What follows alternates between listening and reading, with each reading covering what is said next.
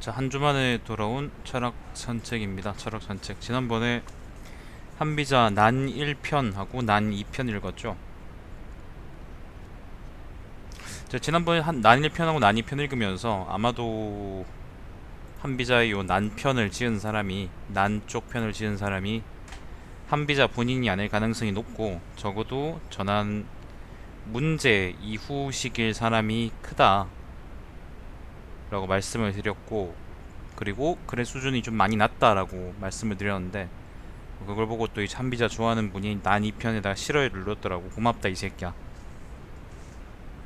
아무튼 그렇습니다. 난3, 난4편도 비슷할 것 같습니다. 난이라고 이름이 붙여 있는 걸 보니까 아마 똑같은 사람이 쓴 글 같고,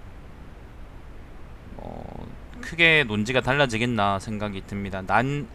난편은 일단 난3, 난4는 읽어봐야겠지만은, 난1, 난2편은 그 역사적인 고사들을 갖고 오긴 하는데, 근데 그걸 갖고 와서 법과 외의 다른 정치 체제, 정치 사상을 비판하는 게 수준이 좀 낮았어요. 좀 말꼬리 붙잡는 거 이상으로 수준이 좀 올라가지가 않았습니다. 그래서 좀 별로였는데, 난3, 난4편도 똑같을지 아니면 좀 다를지 한번 보죠. 자, 노나라의 목공이 자사는 이제 공자의 손자인가 그럴 거예요. 자사에게 물었다. 내가 듣기로는 방간의 아들이 불효자라는데 그 행동이 어느 정도로 불량합니까? 자사가 대답했다. 훈자는 본래 현자를 존경하고 덕을 숭상하며 착한 점을 드러내 민중에게 권장합니다. 남의 잘못된 행동은 소인이나 알 일이지 신은 알지 못합니다. 그리고 자사는 물러갔는데, 이번에는 자복 여백이 뵈러 왔다. 목공은 자복 여백에게 방간의 아들에 대해 물었다. 자복 여백은 대답했다. 자복 여백의 방간의 아들은 허물이 세 가지가 있습니다. 왕께서는 아직 들어보신 적이 없을 정도의 것입니다. 그 뒤로부터는 왕이 남의 말을 하지 않는 자사를 귀하게 여기고 자복 여백은 천하게 여겼다. 어떤 사람이 이 말을 듣고 비평해서 말했다. 노나라의 왕실이 3대에 걸쳐 계시로부터 위협당한 것은 마땅하지 않는 것이냐. 명숙한 왕은 착한 사람을 찾아내 포상하고 못된 사람을 찾아내 처벌하는데, 그 찾아낸다는 점에 있어서는 하나인 것이다. 그러므로 남의 착한 것을 알고 위에 보고하는 사람은 착한 것을 좋아하는 점에서 왕에게 동조하는 사람이다. 남의 못된 것을 알고 이를 위에 보고하는 것은 악을 미워하는 점에서 임금에게 동조하는 것이다. 이러한 경우에는 마땅히 포상과 명예를 줘야 한다. 남의 간사한 점을 알고 있으면서도 이를 보고하지 않은 것은 왕과 좋아하고 싫어하는 것을 달리해 아래로 악인과 작당하는 것이니 이는 마땅히 비방하고 처벌해야 할 일이다. 지금 자선은 남의 허물을 알면서도 보고하지 않았다 하여 목공은 이를 존중하고, 자복 여백은 남의 잘못을 알고 이를 보고했는데도 목공은 이를 경시했다. 사람의 상정은 이제 항상된 마음이란 건데, 그냥 우리가 그냥 일상적인 그런 마음 상태, 그렇게 보시면 되겠습니다. 상정으로는 모두 존경받기를 기뻐하며 경시당하는 것을 싫어한다. 그러므로 개시의 반란 준비가 꾸며지고 있음을 알면서 아무도 위에 보고하지 않았으므로 노나라의 왕은 협박당했던 것이다. 또한 이러한 일은 나라가 망하는 징조인데도 유가의 도를 신봉하는 추나라와 노나라의 민중들은 찬미하고, 목공도 오히려 그것을 존중하였으니 이 또한 전도된 일이 아니겠느냐. 안녕하세요. 범수씨 말대로 그 해봤거든. 파르티아 해봤는데 안돼. 시발 안돼. 내가 해결책을 좀 찾아봤는데, 나는 아까 2시간 동안인가 거기 매달려 있다가 실패했으니까 니가 한번 해봐라. 그리고 페이스북이란다. 카카오톡 좀 쓰세요. 카카오톡 좀. 연락을 해도 씨발 연락하려고 그래. 연락을 할 수가 없어 니한테. 자, 이거 한번 보세요. 자, 갑자기 다른 말로 흘려서 죄송합니다. 이거는 단순하게 그 추나라하고 노나라는 이제 당연히 공자 쪽 사람들이 얘기하는 거고, 추나라는 저기 그 누굽니까? 맹자 쪽 사람들을 얘기하는 거니까 노나라하고 주나라를 얘기한다라고 하면 요즘 바쁜 것 같아서 내가 전화하기 미안해서 그렇다 임마. 노나라하고 추나라 얘기한다 그러면 이건 육아 쪽을 얘기하는 겁니다. 결국 이제 육아 쪽에서 그 노나라에 진언했던 걸 가지고 자사가 이제 육아 쪽 문인이니까 그걸 빌미로 해가지고 목공이 판단을 잘못한 거고 자사를 이렇게 칭찬한 것도 잘못된 거고 아무튼 다 잘못됐죠염 이렇게 얘기하는 건데 보시면 알겠지만은 말꼬리 잡기에 가깝습니다. 별로 좋은 비판이 아니에요. 자, 북쪽 진나라의 문공이 도정을 벗어나 망명의 길에 올랐을 때 요거는 문공이 문공에 오르기 전이죠. 공자 중이었던 시절입니다. 자, 그 부왕인 헌공은 환관인 피를 시켜서 피가 사람 이름입니다. 뒤쫓게 했다. 피는 포성이라는 곳에서 만나 문공을 공격했는데 피는 문공을 칼로 쳐 옷소매 밖에 자르지 못했고 문공은 적이라는 곳으로 망명했다. 그 글이다 좀 봐봐. 그 뒤 헌공이 죽고 해공이 왕이 올랐을 때 다시 문공을 해두에서 공격했으나 잡는데 뜻을 이루지 못했다. 문공은 13년이라는 긴 세월의 망명 생활을 마치고 귀국하여 왕이 올랐는데 그때 문공을 뒤쫓아 공격했던 피가 찾아와 아련을 청했다. 이에 문공이 대답했다. 말했다. 포성에서 나를 공격했을 때 왕인 헌공은 하룻밤을 지난 뒤에 치라고 명령했는데 너는 곧 나를 공격했고 하룻밤 지나지도 않고 이제 공격했단 말이에요. 너는 해두의 환란 때에도 왕인 해공은 사흘 뒤에 공격하라고 했는데 너는 하룻밤을 지난 뒤에 공격해왔다. 이렇듯 너는 나를 치기에 재빨랐던 것이다. 왜 그렇게 했느냐? 그러자 피가 대답했다. 신하가 왕의 명령을 수행하면은 둘이 있을 수 없고 왕이 미워하는 사람을 제거하는 데 있어서는 오직 힘이 모자라 실패하지 않을까 두려울 뿐입니다. 왕께서 포나라로 망명했을 때에는 포나라 사람이었을 뿐이고 정나라로 망명했을 때에는 단지 정나라 사람이었을 뿐이어서 저와는 아무런 관계가 없었던 것이 아니겠습니까? 지금은 왕위에 올라 계시니 너는 포나라 사람도 아니고 정나라 사람도 아닙니다. 말은 다른데 제 나라의 환공은 일찍이 자기의 허리띠를 쏘아 맞추려 했던 관중을 재상으로 등용한 일도 있었습니다. 그러니 문공은 피를 받아들였다. 위의 일에 대해서 어떤 사람이 불평하며 말했다. 제 나라와 진나라가 멸망해 북쪽 진나라요. 후사가 끊어진 것은 이 또한 마땅하지 않느냐. 환공이 관중의 능력을 인정해 자기의 허리띠를 쏘아 죽이려던 원한을 잊었고 문공은 환관인 피의 말을 듣고 자기를 죽이려다 옷소매를 자른 죄를 잊었으니 환공과 문공은 능히 두 사람을 용서해 받아들였다. 후세의 왕들은 총명하기가 두 임금에 미치지는 못할 것이고 후세의 신하들도 현명하기가 관중이나 피에게 미치지는 못할 것이다.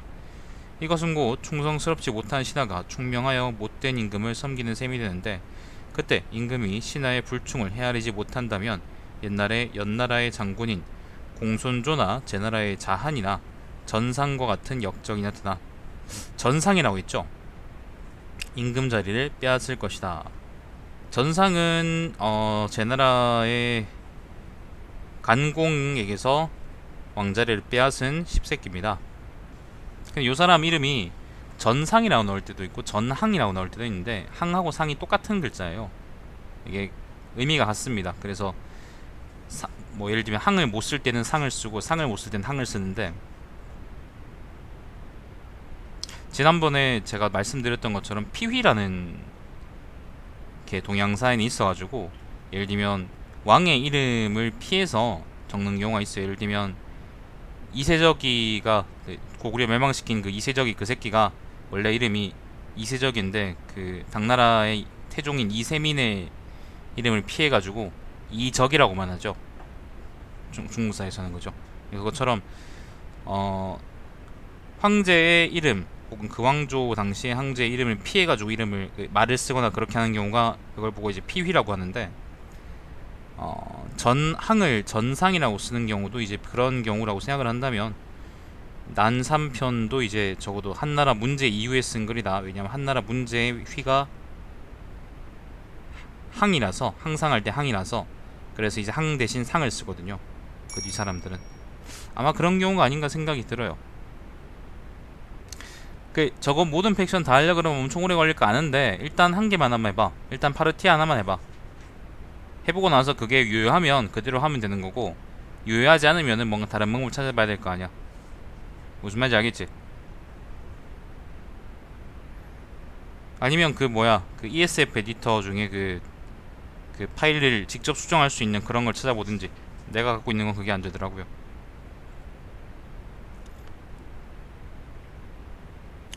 자, 전상 같은 역적이 나타나 임금 자리를 빼앗을 것이다. 왕이 신하의 불충을 미리 알고 제어할 경우 관중이나 환관인 피해 예를 들어 자기 행위 구실로 삼을 것이다. 그렇게 되면 왕은 반드시 처벌하지 않고 넘길 수 있고 자기에게 환공이나 문공과 같은 덕이 있다고 자부하게 될 것이다. 그렇게 되면 신하가 왕을 원수로 여겨도 거울에 비춰보듯이 신하의 마음을 살필 수가 없고, 신하가 신하에게 만사를 맡겨놓고는 스스로 현명한 왕이라고 딸딸해치며 조금도 경계하지 않으니 비록 후사가 끊어진다고 해도 이 또한 마땅한 일이 아니겠느냐. 또한 환관의 피의 말은 단지 왕의 명령을 거역하지 않고 집행하는 사람이 올곧고 충성된 신하라는 것이다. 죽었던 왕이 다시 살아와도 부끄럽지 않은 일을 했을 때만이 비로소 정절을 지켰다고 할 수 있는 것이다. 지금 피는 아침에 해공이 뒤졌으니 저녁에는 벌써 문공을 섬기는데도 왕을 배반하지 않았다고 하는 것은 어찌된 일이냐.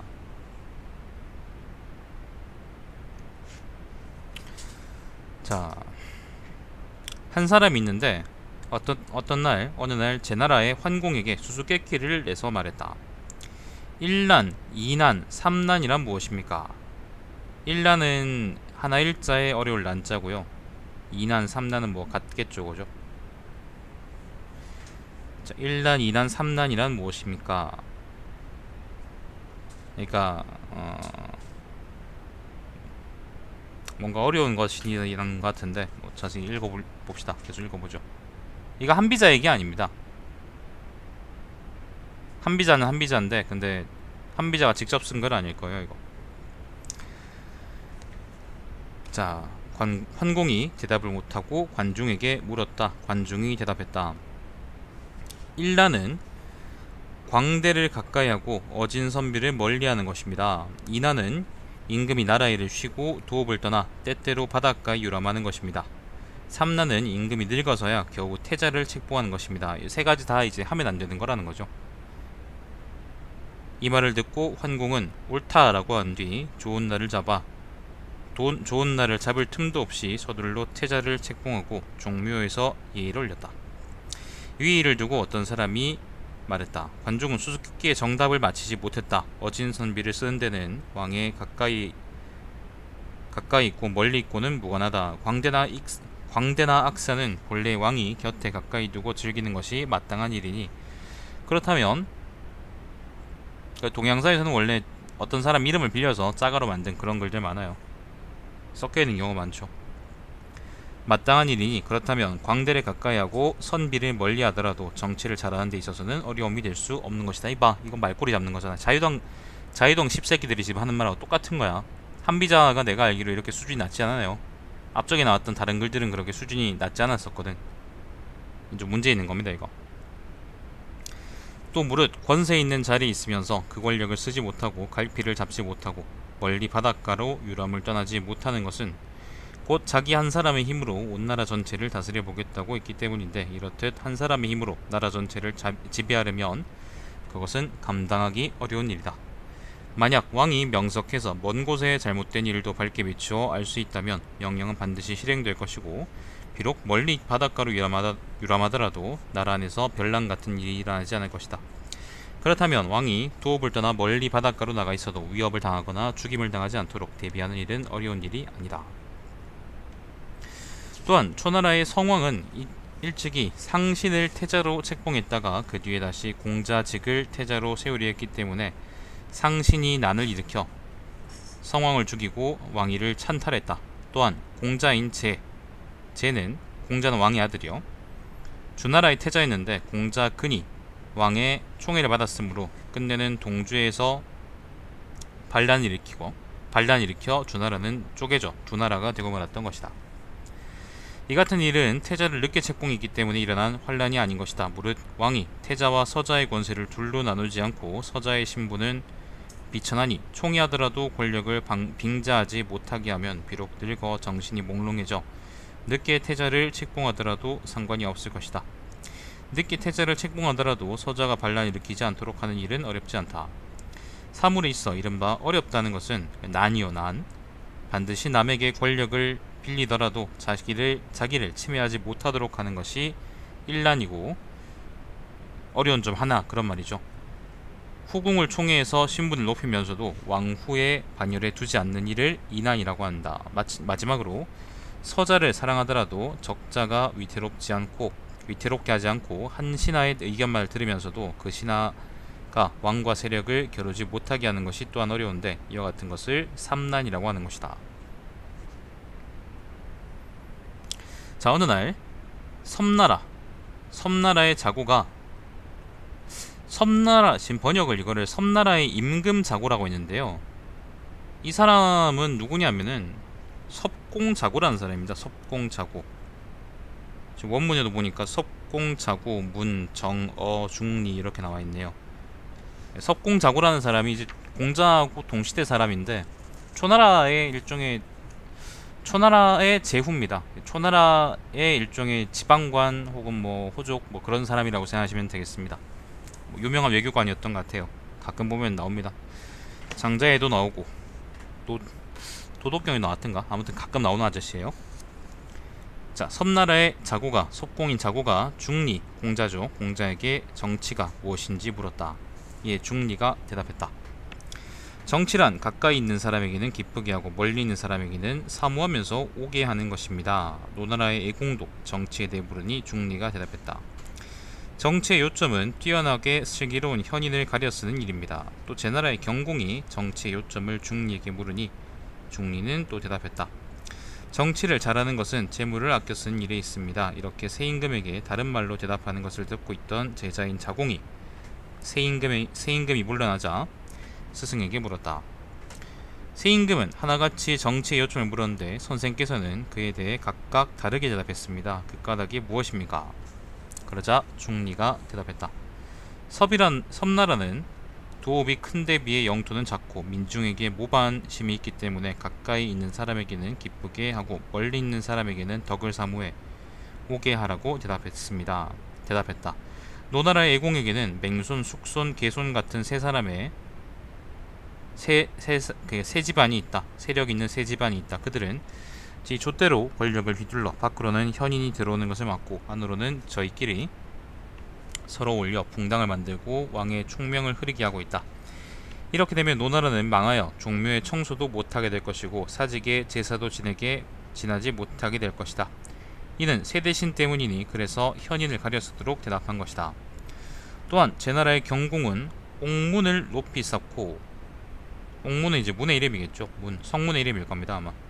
높이 쌓고 화려한 정전, 그러니까 정치하는 그런 곳이요, 정전을 지었으며 하루아침에 300승의 녹을 세 사람에게 주었기 때문에 정치의 요점은 재물을 아끼는 데 있다고 했던 것이다. 어떤 사람이 이 일을 불평하며 말했다.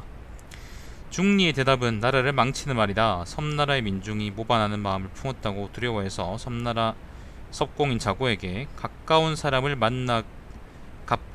기쁘게 하고 멀리 있는 사람에게 덕을 사모해 오게 한다라고 했는데, 이것은 민중에게 항상 은혜를 기대하도록 가르치는 것이다.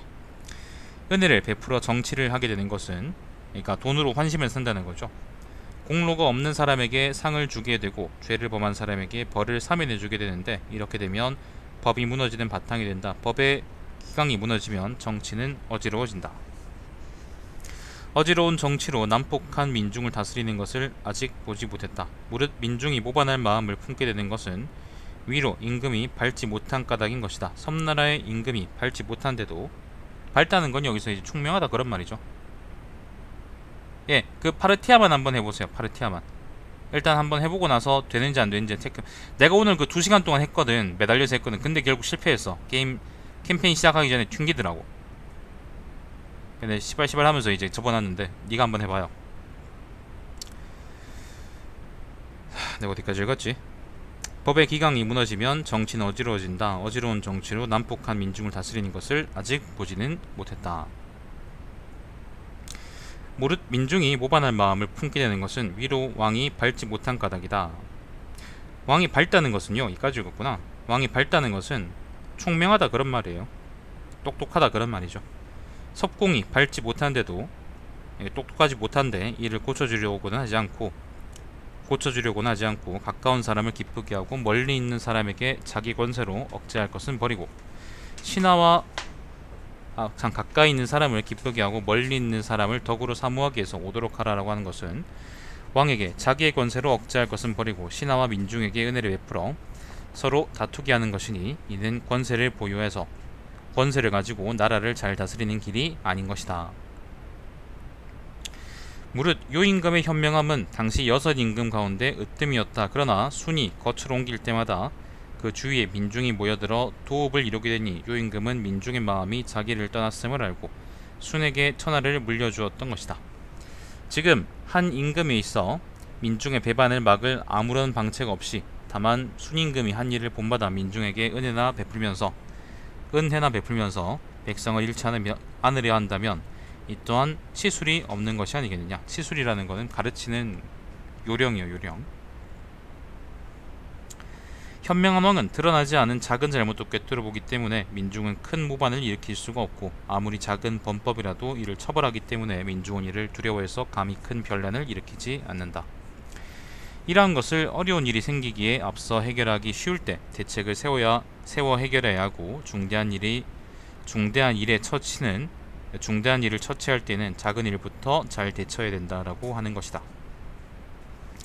지금 공로를 세운 사람이 반드시 상을 받게 되면 상을 받은 사람은 임금으로부터 은혜를 입은 것 때문이 아니라 자기의 능력으로 이룩한 것이라 생각하게 된다. 죄를 지은 사람이 반드시 벌을 받게 되면 처벌을 받은 사람은 임금을 원망하지 않고 자기가 지은 죄 때문임을 알게 된다. 민중들이 모든 상과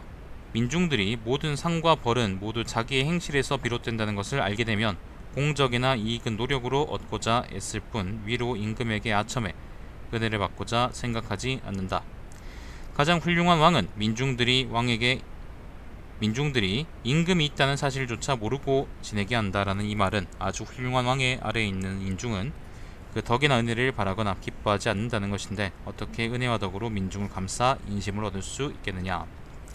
뛰어난 임금이 다스리는 민중은 이해에 따라 미혹되지 않는데 가까운 사람을 기쁘게 하고 멀리 있는 사람에게 덕을 사모해 도록 말한다는 것은 옳지 않는 것이다. 노나라의 애공에게는 권신이 있어 밖으로는 현명한 선비를 막아 왕에게 근접하지 못하도록 하고 안으로는 서로 결탁하여 무리를 만들어 왕을 어리석게 만들기 때문에 중리는 애공에게 현명한 사람을 뽑아 쓰도록 했다. 이는 공적에 따라 사람을 평가하는 것이 아니라 왕의 주관에 따라 현인을 뽑으라는 것이다. 만약 애공이 세 대신이 결탁해 밖으로는 현명한 선비의 접근을 막고 안으로는 서로 손잡고 임금을 미혹하게 만들고 있는 것을 알았다면 그 세 대신은 단 하루도 조정해서 이를 보지 못했을 것이다. 애공은 현명한 선비를 뽑아 쓸 줄 모르고 다만 자기가 현명하다고 생각한 선비를 골랐기 때문에 세 사람의 대신이 정사를 지 줏대로 휘둘렀던 것이다. 이게 또 말꼬리죠, 그죠? 이게 설득력 있다고 생각하진 않으실 겁니다, 아마 여러분도. 제 연나라의 왕인 연왕 쾌는 자지 이거 사람 이름이에요, 사람 이름. 얘들 머릿속에는 그거 말고. 자지를 현명한 선비로 믿고 손경을 배척했기 때문에 내란이 일어나 죽임을 당했고 죽은 뒤에도 다시 시신이 차명을 당하는 치욕을 받았으며 나라는 신하에게 빼앗겼던 것이다. 이 사건에 대해서는 유튜브에서 그 자지의 난이라고 검색하면 아마 젊은 엄마 그것보다 훨씬 더 아마 괜찮은 영상이 나올 겁니다. 자, 뿐만 아니라 오나라의 왕인 부차도 태제비는 백비겠죠, 백비. 태제비를 슬기로운 사람으로 알고 자서를 어리석은 사람이라고 생각했기 때문에 자서는 오자서겠죠. 월나라에게 망했던 것이다. 노나라의 왕은 현저를 알아보지 못한데도 중리가 그에게 현인을 뽑아쓰도록 말한 것은 마치 애공을 오나라의 부차나 연나라의 쾌와 같이 환란의 전철을 밟게 하는 것과 같다. 현명한 왕은 스스로의 판단에 따라 신하를 등용하지 않고 현명한 신하들이 서로 모여들게 하며 또 왕 스스로 공로를 세우도록 장려하지 않고 신하들이 서로 격려해 자연스럽게 공적을 세우도록 한다. 신하에게 임무를 맡겨 의견을 듣고 그것을 실천하기 위해서 시험하고 그 공적에 따라 평가하기 때문에 모든 신하는 공정해서 사사로움이 없고 현명한 선비를 막아 숨기려 하지 않고 무능하고 미혹한 사람을, 미혹하다는 건 미련하다 그런 말이죠. 아무튼 뭐 그런 사람을 천거하지 않는데 왕이 어찌 현명한 사람을 뽑을 수고를 하겠느냐.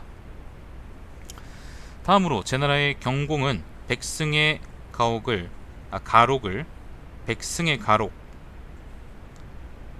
백승이라는 거는 술의 100대를 이끌 정도다라고 해서 백승이라고 그러고요. 가록이라는 거는 그 집안에 내린 상이라는 의미겠죠. 그러니까 그 상을 크게 줬다 뭐 그런 말입니다. 자, 백승의 가록을 세 사람에게 내려주었다 해서 재물을 아껴 쓰라고 정리가 말했다는데, 이것은 경공에게 법수를 써서 부유하더라도 사치에 빠지지 않도록 분수를 가르치진 않고 다만 위에 있는 임금으로서 몸소 절약하도록 한 것이니 군주가 절약하는 것만으로는 가난을 벗어나지 못한다. 만약 어떤 임금이 사방 천리의 국토에서 생기는 수입으로 자기의 욕망을 채운다면 비록 하나라의 거왕이나 은나라의 주왕도 그보다 더 사치스럽지는 못할 것이다. 제나라의 국토는 사방 3천리나 되는 넓은 땅으로 거기에서 나오는 수입의 반으로 환공은 자기 자신을 위해서 호화로운 생활했으니 그것은 거왕이나 주왕보다 더한 사치를 한 셈이다. 그럼에도 오패의 으뜸이 되었으니 그것은 사치와 검약이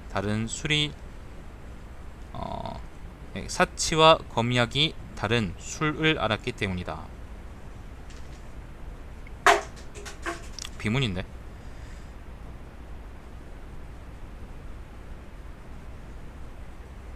사치하고 그 검약하고 무조건, 예를 들면 여기서 이 글 쓴 사람이 얘기하고 싶은 거는 제 생각에는 무조건 아끼는 게 그렇게 좋은 게 아니다 라는 얘기를 하고 싶은 것 같아요. 그거 가지고 말꼬리를 잡아가지고 이제 공자를 공격하려는 것 같은데 사실 말도 안 되죠. 그런 맥락으로 한 말이라고 생각하시면 되겠습니다. 자, 왕으로부터 신하를 통제하지 못하면서 왕으로서 스스로를 억제하는 것을 겁이라고 하고, 아래에 있는 신하를 바로잡지 못하면서 스스로를 바로잡는 것을 난이라고 일컬으며, 난 어지럽다 그런 말입니다. 신하로 하여금 절약하게 하지 못하고 신하가 절약하게 만들지는 못하고 스스로 절약하는 것을 가난하다라고 합니다. 가난하다 그런 말입니다. 빈이라고 한다. 명석한 왕은 관리를 임용하는 데 있어 사사로이 한쪽으로 치우치지 않고 남을 속여 지위와 녹동을 구하는 것을 엄하게 금하고 힘을 다해 일하게 하고 임금을 위해서 이익을 도모하는 사람이 있을 때에는 반드시 위에 알리도록 해서 포상하며 더러운 짓으로 사사로이 이익을 도모하는 사람은 반드시 위에 알리게 해서 처벌한다. 이런 까닭으로 충신은 나라를 위해 충성을 다하게 되고 민중과 선비들은 집안을 위해 있는 힘을 다하게 되고 모든 관리는 왕을 위해서 정성을 바치게 될 것이니 이러한 경우에는 경공보다 더한 사치를 하더라도 나라의 환란은 되지 않는다.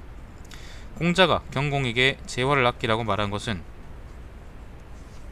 급박한 문제를 말한 것이 못된다. 무릇 세임금에게 한 말은 한마디로 말해 세임금이 재앙을 당하지 않으려면 아랫사람을 알아야 한다는 말뿐이다. 왕이 아랫사람을 분명히 알게 되면 미세한 부분까지 금지할 수 있고 미세한 부분까지 금지하게 되면 간악한 일이 쌓일 수가 없으며 간악한 일이 쌓이지 않으면 민중들은 모반할 생각을 일으키지 않는다. 또 왕이 아랫사람을 분명히 알게 되면 공과 사가 구별되고 공사가 뚜렷해지면 무리가 흩어지고, 무리라는 건 붕당이겠죠. 무리가 흩어지면 밖으로 현명한 선비를 막지 못하고 안으로는 끼리끼리 무리를 짓는 패단이 없어진다. 뿐만 아니라 왕이 아랫사람을 밝게 알게 되면 사물을 보는 눈이 세밀해지고 맑아 구석구석으로 스며들지 않는 곳이 없게 되고, 그렇게 되면 상벌이 공정하게 행해지면 나라는 가난해지지 않는다. 그래서 단지 한마디 대답으로서 세임금의 재앙을 없게 하려면 아랫사람을 밝게 아는 것이다 라고 말할 수 있겠다. 아까 얘기 드렸던 것처럼 말꼬리에 가깝습니다. 저는 별로 좋은 논변이라고 생각하지는 않습니다. 난산편이 생각보다 기네. 자, 정나라의 자산이 새벽에 집을 나와 동장이라는 마을을 지나는데 어떤 부인이 곡하는 소리가 들렸다.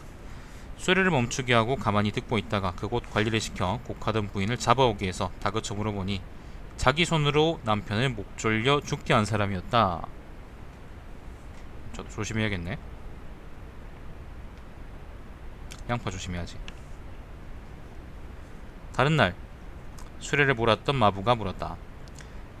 너는 어떻게 그 일을 알 수 있었습니까? 그러니 자산이 대답했다. 그 울음소리는 겁에 질려 있었습니다. 무릇 사람이란 친하고 사랑하는 사람이 병들면 걱정하고 죽을 지경이 되면 두려워하고 마침내 죽으면 슬퍼하는 법입니다. 그러나 그 부인의 울음소리는 남편이 죽었는데도 슬퍼하지 않고 두려워하는 울음소리였으니 그 여자가 나쁜 짓을 저질렀다는 사실을 알게 된 것입니다. 이에 대해서 어떤 사람이 불평하며 말했다. 자산의 다스림은 또한 번잡하지 않느냐? 나쁜 짓에 대해서 반드시 자기의 귀로 듣고 눈에 직접 보이는 것을 기다려 비로소 알게 된다면 적나라에서 잡히는 간사한 사람은 아주 적을 것이다. 소송을 관장하는 관리에게 맡기지 않고 또 증거를 맞추는 정술이라는 것은 다스리는 방법이겠죠. 정수를 살피지 않으며 법도의 테두리를 명확하게 해두는 일 없이 단지 자기의 총명에만 맡겨 슬기와 생각을 소모해 비로소 나쁜 짓을 찾아내고자 한다면 이 또한 법술이 없는 것 아니겠느냐. 무릇 세상에는 온갖 사물은 많은데 사람의 슬기와 힘은 적은 것이 많은 것을 이기지 못하는 까닭에 한계가 있는 사람의 지력만으로 세상의 모든 사물을 알고 다스리지는 못한다. 그래서 사물에 의거해 만물을 다스리는 것이다. 그러니까 여기서 또 반박하는 사람의 말은, 교평하는 사람의 말은, 한 사람이 아무리 뛰어나도 그 사람이 예를 들면 항상 깨 있을 수도 없고 모든 사람을 다 지금 쳐다볼 수도 없는데 그 사람의 능력에만 의지해서 이제 사람들의 잘잘못을 가리려면은 그게 되겠냐? 제도를 정비하는 것만 못하다라고 하는데 사실 이건 말꼬리죠. 늘 생각하지만 이건 말꼬리지. 말꼬리 잡으면 안 돼요, 여러분. 난삼편도 난이편, 난일편하고 같이 이제 내용이 좀 부족하네요.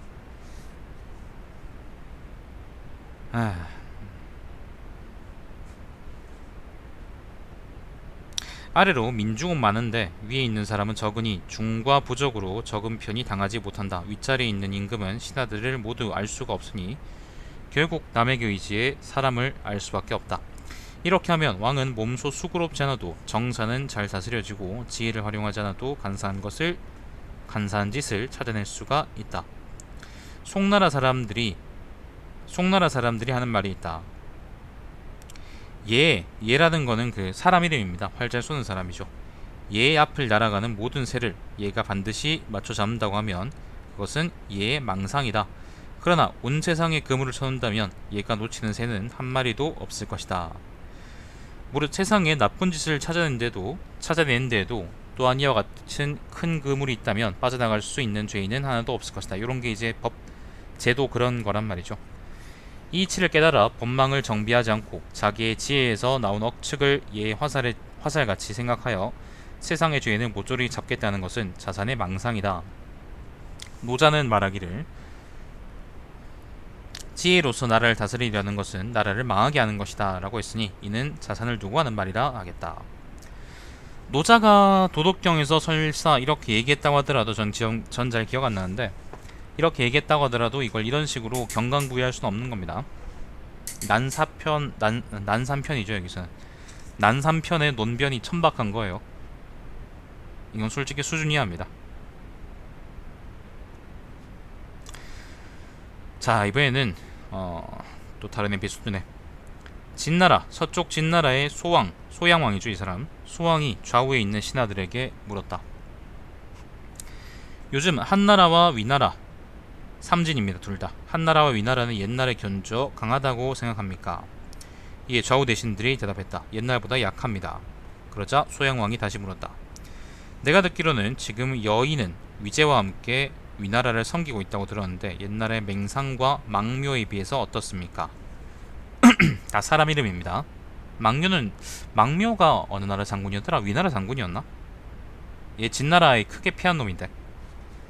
자, 이에 좌우 대신들이 대답하기를 그에 미치지 못합니다. 왕은 다시 물었다. 지난날 맹상과 망묘는 강력한 한나라와 위나라를 이끌고도 과인을 어찌할 수 없지 않았습니까? 그러니 신하들이 대답했다. 너무나도 당연한 말씀입니다. 그러자 중기가 검은고를 밀치고 왕에게 대답했다. 네가 세상을 그렇게 판단하는 잘못된 일입니다. 무릇 진나라, 진나라는 북쪽 진나라입니다. 위조한 세 나라죠. 진나라의 육경의 시대에는 지씨가 가장 강해서 범씨와 중항씨를 멸망시키고 그 다음에는 한나라와 위나라의 군사를 이끌고 조나라를 쳤을 때 진수의 물살을 끊어 진양성으로 돌려 물에 침몰되지 않은 것은 겨우 6자 정도의 성벽만 남았을 뿐이었습니다. 요거는 진나라 말기쯤이죠. 북쪽 진나라 말기쯤이죠. 진나라가 삼진으로 분열될 즈음의 일입니다. 이렇게 조나라를 정벌한 지백이 진 밖으로 나와, 그러니까 군진 진영 밖으로 나와서 위선자가 모는 술에 한강자와 함께 타오가면서 말하기를 불리나는 물로써 남의 나라를 멸망시키리라고는 생각조차 못하고 있었는데 지금이야 비로소 알게 되었습니다. 분수를 끊어 돌리면 위나라의 도읍인 안읍을 수몰시킬 수 있고 강수로는 한나라의 도읍인 평양을 침공할 수 있을 것입니다. 라고 했습니다. 이 말을 듣고 있던 위선자는 한강자의 팔꿈치를 쳐서 조심하라는 신호를 보냈고 한강자는 위선자의 발을 밟아 알았다는 응답을 했다. 위선자는요, 여기서 우리가 아는 그 위선할 때 위선이 아니고요, 국회의원들 아니고요, 여기서는 그 위나라의 선자, 뭐 그런 말입니다. 위나라의 선자, 위나라의 시족격이죠. 이와 같이 팔꿈치와 발로 수레안에서 마음이 맞은 결과 지씨는 진양성 아래에서 그 영토가 셋으로 쪼개지는 운명을 맞이했습니다. 지금 왕께서 강하다고는 하지만 아직 지씨에게는 미치지 못하고 한나라와 위나라가 약하다고는 하지만 아직 진양성 아래에 있을 때만큼 되어 있지는 않습니다. 지금이야말로 세상의 모든 제후가 팔꿈치와 발을 쓰듯이 서로 마음을 통해 너를 넘보고 있을 때이니 아무쪼록 바라건대 너는 남을 쉽게 여기지 마세요 라고 했다.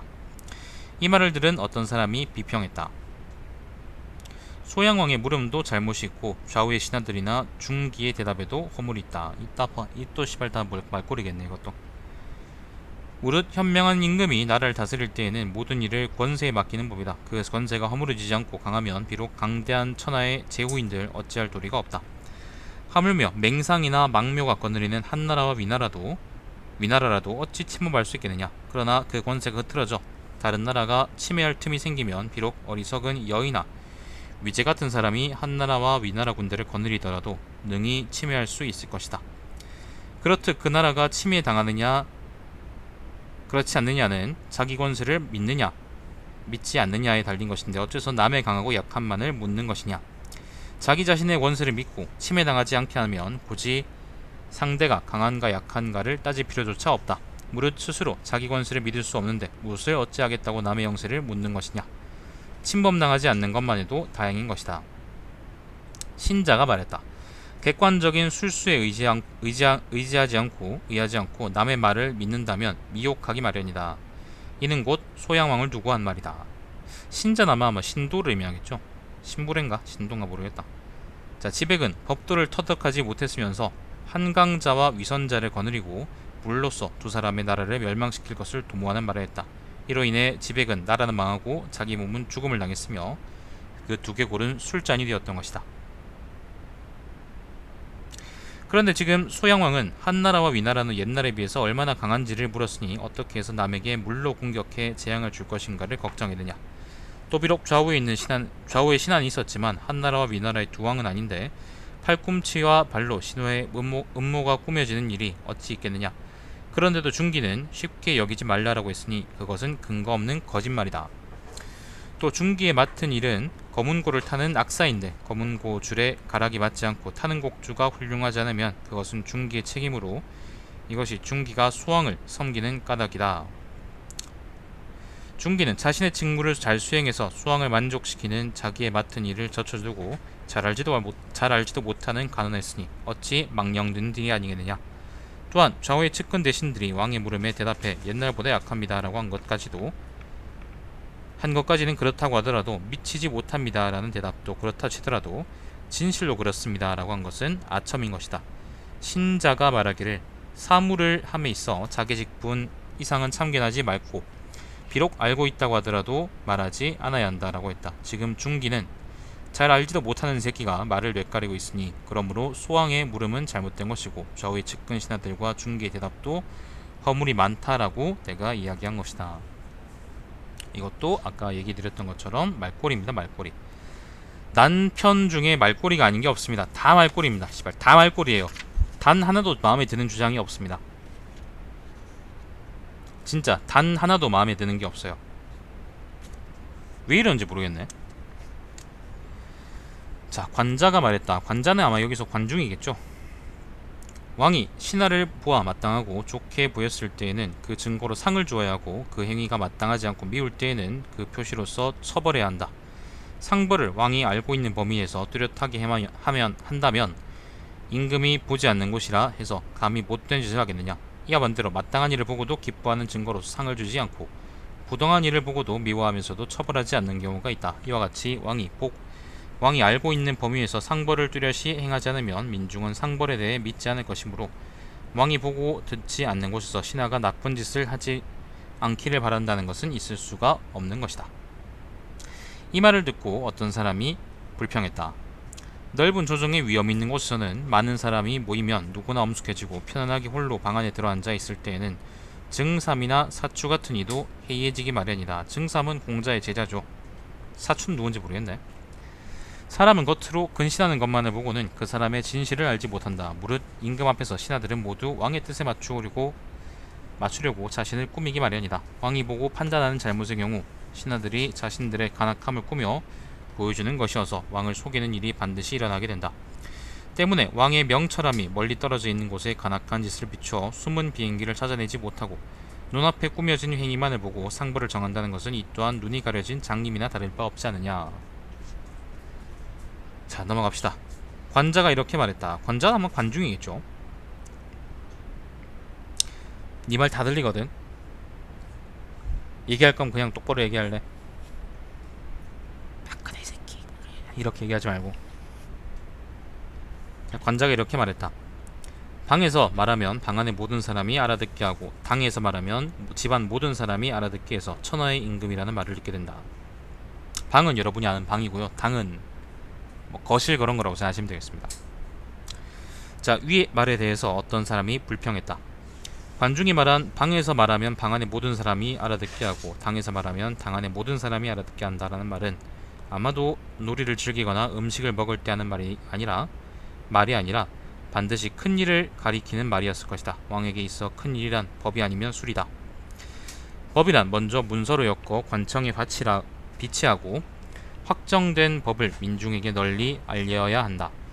술이란 오직 왕의 마음속에 깊이 간직해 두었다가 많은 증거와 대조에 몰래 신하들을 통제하는 것이다. 그러므로 법은 명확하게 드러날수록 좋고 술은 남에게 드러나 보이면 좋지가 않다. 이로써 현명한 왕이 법을 말하면 나라 안의 신분이 비천한 사람에게까지도 들려 모르는 사람이 없게 되니 단지 방 안의 사람만이 들을 수 있는 것이 아니다. 술이란 남몰래 쓰는 것이므로 왕이 총애하는 측근이나 가까이에서 섬기는 신하도 들을 수가 없으니 방 안의 모든 사람이 들을 수가 없는 것이다. 들지 말아야 된다는 거죠, 사실.